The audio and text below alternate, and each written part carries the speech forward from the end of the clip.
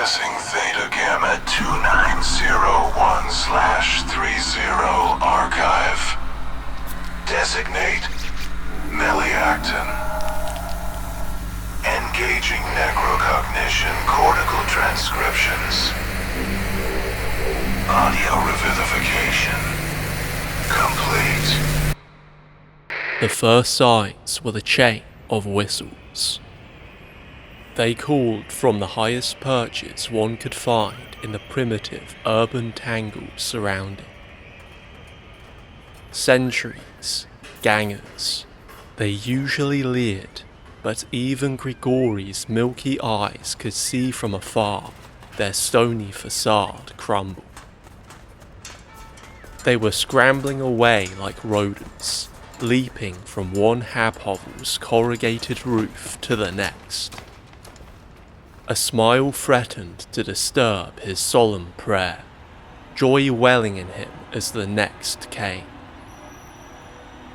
Jubilant cries, they too came in a growing wave, first distant and then increasingly closer.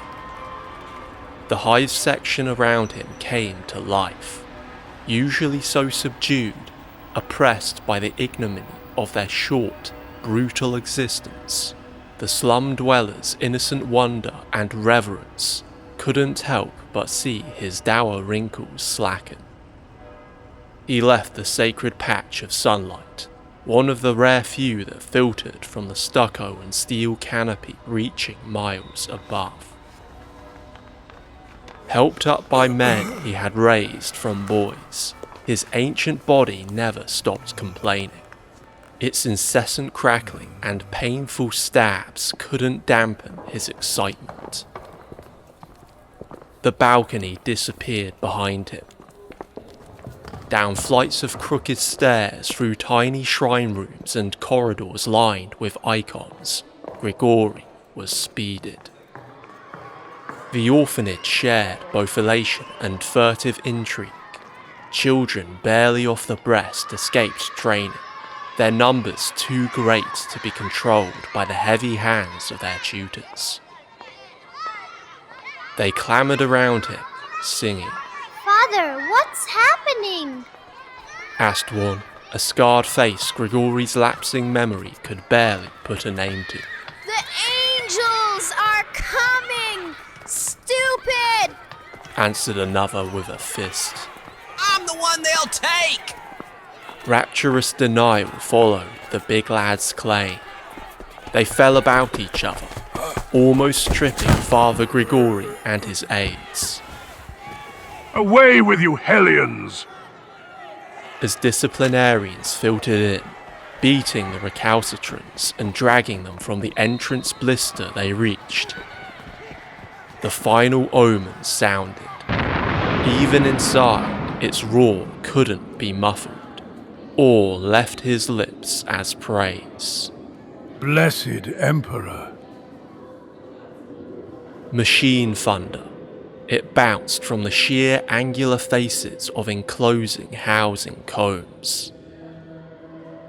They truly had returned. Memories flooded, their usual murkiness purified. Decades he thought lost to time's winnowing re-emerged, resplendent. Worlds away from this one, Grigori had marched with them. Golden banners returned to flutter in shell-saturated winds, shot through and blackened, but defiant. Uncounted hosts of his old comrades filled valleys, their throats outvoicing the guns of war machines. Millions of bayonets bowed in concert as soldiers closed with inhuman foes. At their proud head were grey gods encased in the panoply of heaven. A being led them, his majesty even outstripping all behind him. To let sight linger on his perfect form risked an overtaking divine madness.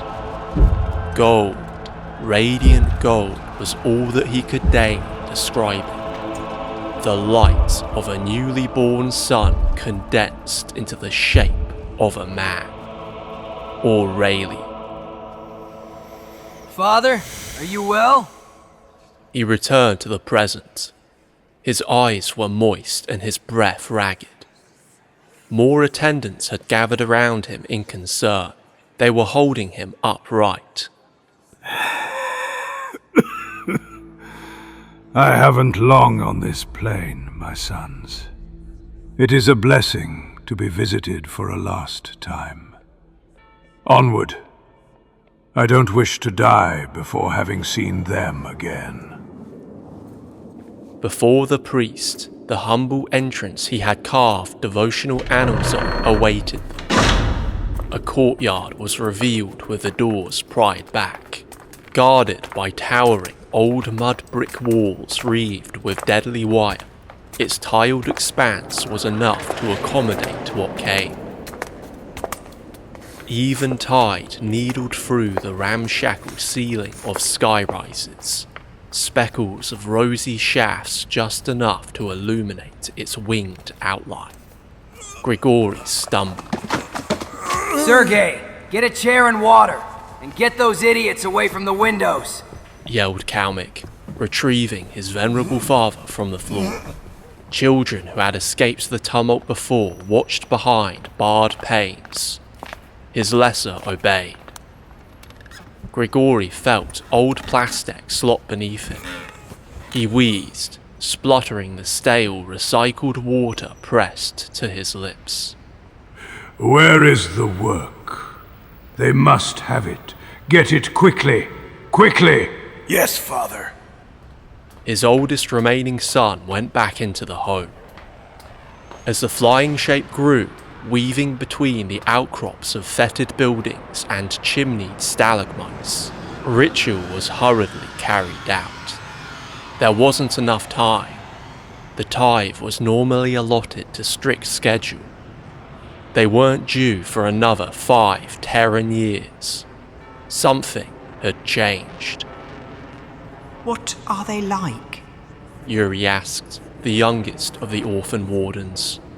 Grigori turned, his tongue struggling to respond. Yuri was a child in a murder cult a year before the last visiting, half a century ago. A rescued upbringing prostrate before relics could only give a mere inkling toward the sacred. When the god's grandsires stood before him, he would know. Divine. The word conjured up another vision. He was young again. Grigori was still here, but the hive around him wasn't. Charnel ash clogged his nostrils. The carcass of an unbending city disintegrated beneath his boots. It was deep into night. Lingering embers tumbled and far-off detonations rocked what was left. He was outside one of the few remaining hovels, its domed skeleton partially covered by bolt-bitten plaster. Clutching the Imperial Aquila etched onto his old dog tags, Captain Grigori Uscov entered. Inside, gloom reigned. Candles were arranged in holy geometry. Some shapes he recognized, having billeted in the frescoed ship temples of the 17th. Yet, what radiated greater luminance knelt in the center of the vestibule. Its depthless voice greeted him. Join me. It was the first time an Astartes had spoken to him, let alone a word-bearer. Even if he unconscionably wished to refuse, his legs were moving forward and kneeling, as if independent from him. As fiery infernos erupted in early mornings above the punctured vault, the man and superhuman prayed. A while passed without speech. Ever present was the growl of monstrous warplate. interrupted by bursts from a vox talk in a foreign tongue. Grigori had been in the presence of Astartes, and they always terrified him. No amount of years or numbing experience of Xenos terror settled his animal brain's incessant alarm. The Grey Lords were different. An aura emanated from them, soothing like the bliss he felt at worship. Even now, in the shadow of the Colossus, a potential victim to its terrible might, peace made a home in him. You train men, Captain. The word-bearer's voice was molten gold. Grigori hadn't even noticed the warrior had moved, his soul pacified of all worldly worries. The mortal's eyes opened, rising to lock gaze with immortal counterparts. The Astartes towered over him. Yes, Lord. They were piercing blue, framed in a robust, gene-enhanced phenotype. The warrior's naturally gracile skull was distended.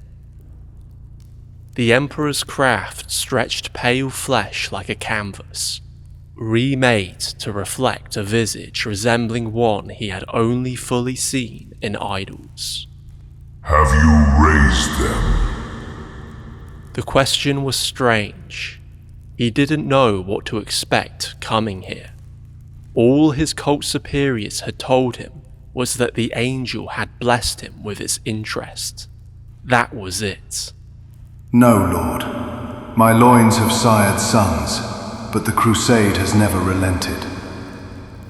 I couldn't rear them. Features inscribed with hallowed script betrayed no expression in response. Do you know what Astartes of the 17th are made from, Captain? It was rhetorical, but Grigori's mind raced anyway. A clutch of ash torn from the ruin's floor emptied from the angel's gauntlets. We are each motes, broken from civilizations that never should have been born. Yet, unlike these, fated to fade into nothingness, we are given a second chance. Servos whined as the giant walked to where a large accumulation of candles flickered. It was the direction in which they had whispered canticles to. Oversized fingers bore back a treasure Grigori hadn't even noticed, the word-bearer wielding such power over his perception. Through the Emperor's beneficence, the worst of humanity is redeemed. All men have their telos, their appointed task through life. I would call you to realize your own. It is not with the Crusade, Captain. Confusion stirred him from the calm instilled by the Astartes aura. Was this a reprimand? Had he offended the blood of his god? The word-bearer noticed his fear.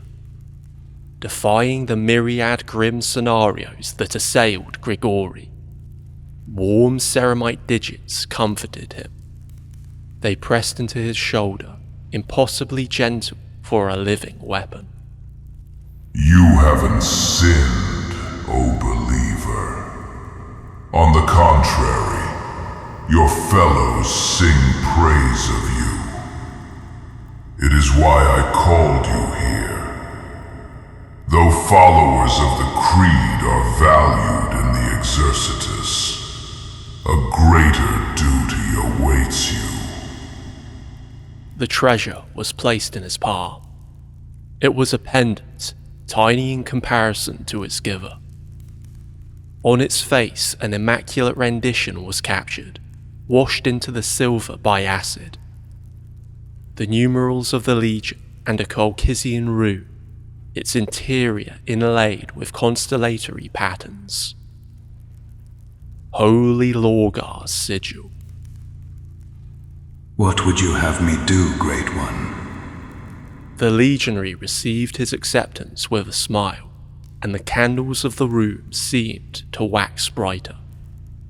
Breathe life into where there would otherwise be only death. On each deviant world brought to heal, the 17th must leave behind servants of piety and vision. Martyrs are made with each compliance. Even Astartes die. Our ranks must be replenished.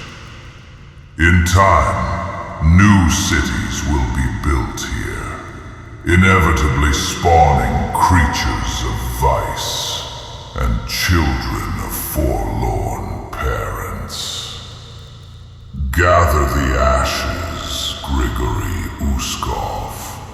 See them reignite, for they will be the torch of the God Emperor's light, and they shall carry his word to the farthest star.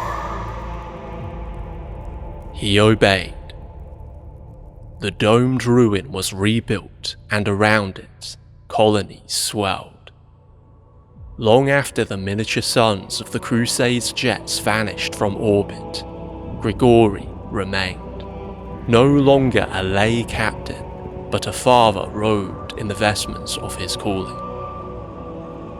With all things material and mundane, potentiality suffered its unavoidable descent. Things came to pass as the word-bearer foretold. Grigori's office was soon starved of light, built under, above, and over.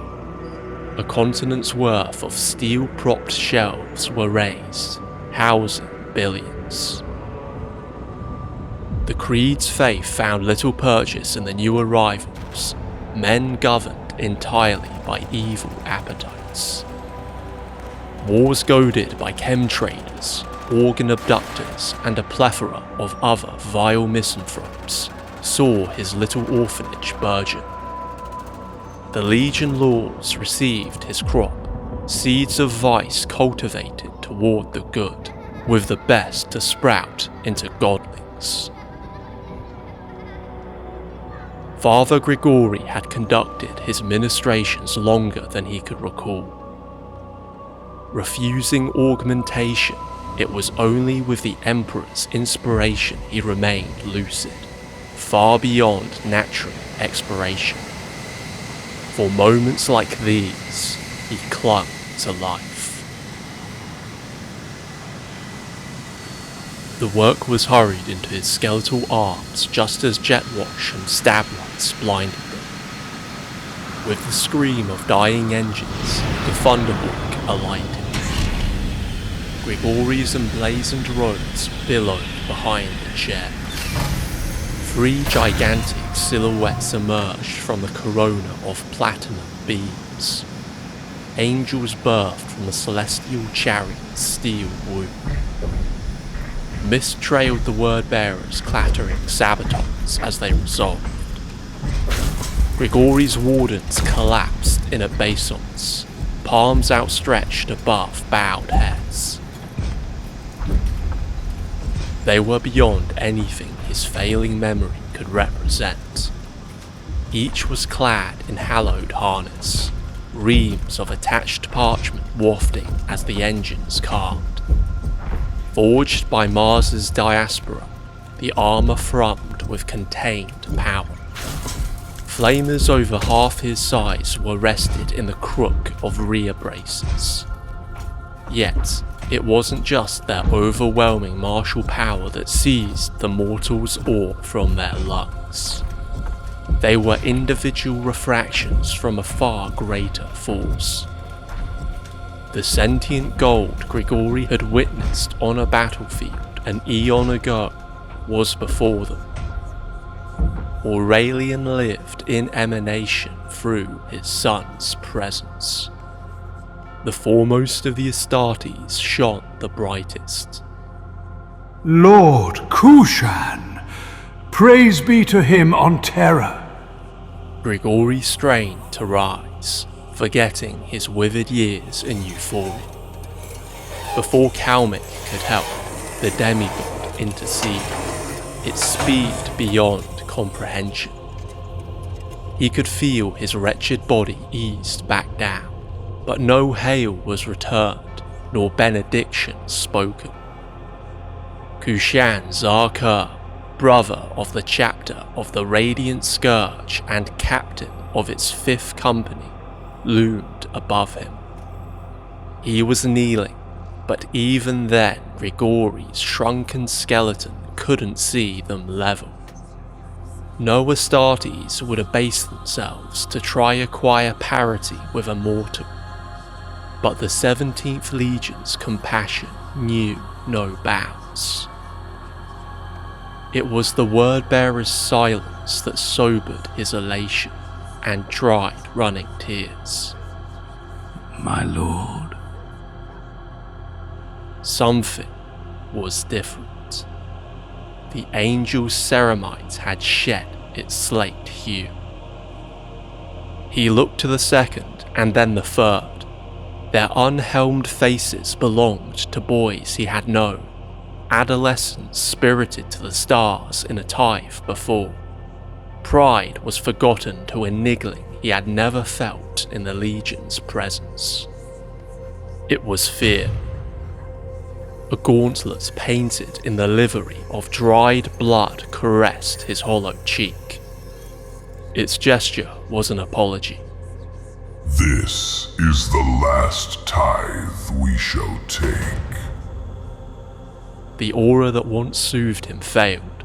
Panic arose as Grigori focused on his lord's solemn visage. In every other meeting it had possessed only reassurance. Peace, perfect and complete, was the memory etched onto the angel's features of 50 years before. Faith was everything. No other Primarch sons embodied it more than the 17th. Now, before him, despite the word-bearer's stoic facade, azure eyes that once conjured visions of heavenly skies now radiated the chill of icy hells. Ineffable dread clenched his stomach. Doubt had penetrated the angel's soul. What transpired in the long years between them? We failed you, but we shall not fail the souls under your care. Forgive us. Forgive me, old friend. For an instant, Grigori saw the glint of sorrow deep in his master's gaze.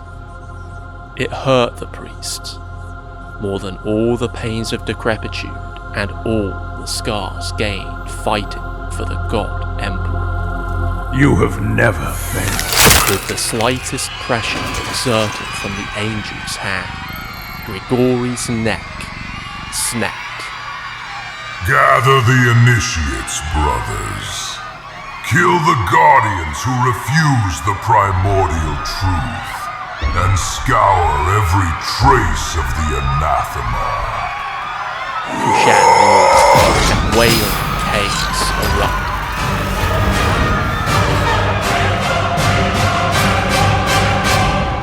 Lit by mushrooms of Prometheum-fed flame, the word-bearers dragged the chapter's inheritors to their destiny. Devotional art burned, the priest and warden's life labor dedicated to a lie, charred to ash. As the final infidel wheezed his last, choking on blood, they sealed their screaming cargo. It was only with a glaring lume of the Thunderwalk did Kushan notice an old treasure. It gleamed in the sterile beam. Captain, we must go! Sigurd bade. He ignored the whelp and leapt from the transport hold, crushing the devastation beneath his boots. he knelt again beside the corpse he had reluctantly made. Wizened rings around the servant's eyes were drawn wide, the mortis stare judging him beyond death. He closed them and stifled pangs of a feeling he couldn't vocalize nor understand. The spreading fires engulfing the tithing facility sickened him.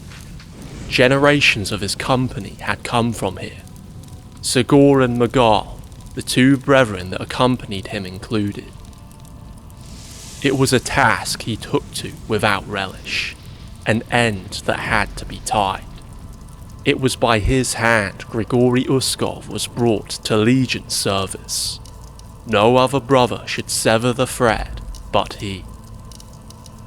The priest had fallen, clutching the treasure and burying it with his cadaver and robe's folds. Kushan relinquished it from its protector's grasp, giant fingers carefully handling the new masterwork the old augmented. A likeness glowed back at him. It was as perfect as could be achieved, crafted from a memory that transcended its ancient housing, and cast from stolen gold confiscated from many murdering children. The work shimmered in the grim light. Palsy couldn't hinder the maker's hands from rendering heaven's closest reflection. Lorgar Aurelian, his father, was here. Kushan held the simulacrum's gaze before it drifted down to the crumpled shell of Grigori. The priest's Legion service pendant was forged into the icon, its rune forming the first initial of the Primarch's holy name. Passions inside him crawled up from shallow graves. Something forced its way out of bondage, held in the periphery of his mind. Immortal. It was the mortis word spoken or fought with each chapter martyr to fall. Derived from the Radiant Scourge's soteriological cult, it was forbidden to intone it for a mortal believing in a false god. Kushan's conscience made its resonance echo in his skull. Immortal. Lament held him there. The firestorm was encroaching further outward. The word-bearer watched as the first embers smoked from white wisps of beard, and then swallowed the shriveled version of the soldier-believer he had first met little more than a Terran century ago. Farewell, Grigori Uscov. The Thunderhawk's landing gate hissed shut. Cogitators bleeped and servitors whirred, barely heard beneath the children's yelling. Kushan locked harness next to Magal. He pressed a digit to his vox talk. Take us to the firmament, Goron. Low velocity. Our inductees mustn't be crushed before they reach orbit. He ordered in the Kaishi dialect of Colchizian. Static blurted back, a machine voice under it. As you will, brother captain. Ascension sirens blared as the ship left the little domed orphanage, its ancient skeleton exposed once more as blazing ruin. Zar-Khur, locked into the opposing restraint harness, peered at the covered treasure nurtured in his grip. What did you recover, Captain? Guilt returned to claw furrows in his mind. Something. Words failed. Tugging back a corner of the bloody cloth that swaddled the work, Kushan caught a glimpse of its beauty. Divine.